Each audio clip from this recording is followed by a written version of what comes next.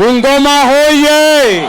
Buda, so leo prezo wako pale Bungoma for development project. Na mimi nakwambia amefinya. Nini? Si mnajua ule jamaa ako na pepo ya ukabila na chuki na kugawanya watu.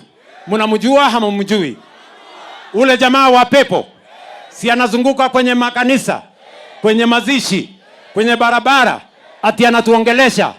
Mtu mwenye ako na pepo ya ukabila na chuki na kisirani anatuambia nini kama Wakenya? Pia pale kwa ground prezo alikuwa na leaders wa hii mtaa including Papa wa Roma. Wananchi wa Cheptais, nyinyi ni wakulima mashuhuri wa kahawa, na tuko hapa na Mheshimiwa Oparanya anayesimamia kahawa. Tunataka kujenga mamilionea hapa Bungoma.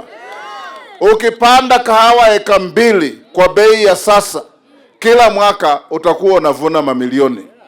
Sasa tunataka serikali ya Rais Ruto imepeana mbegu for free ya kupanda kahawa. Sasa turudie kupanda kahawa. Oparanya yuko hapa, atakuja kuwaambia ili tuweze kuweka pesa kwa mfuko. Pia Barasa alikuwa inadi na akawaambia 2027 ugavana anachukua asubuhi mapema sana. Nyenye watu ya Mount Elgon, kabla nifike hapa kuna watu waliniambia ati nyenye siku hizi mmehama kwangu, ati mmeenda kwa mtalii ule ambaye ametoka Nairobi. Bado muko na mimi ama mmehama? Muko na mimi? Hii kiti ya gavana mimi natosha ama sitoshi?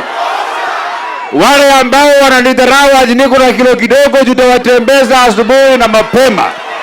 Hawa watu waende wasiende?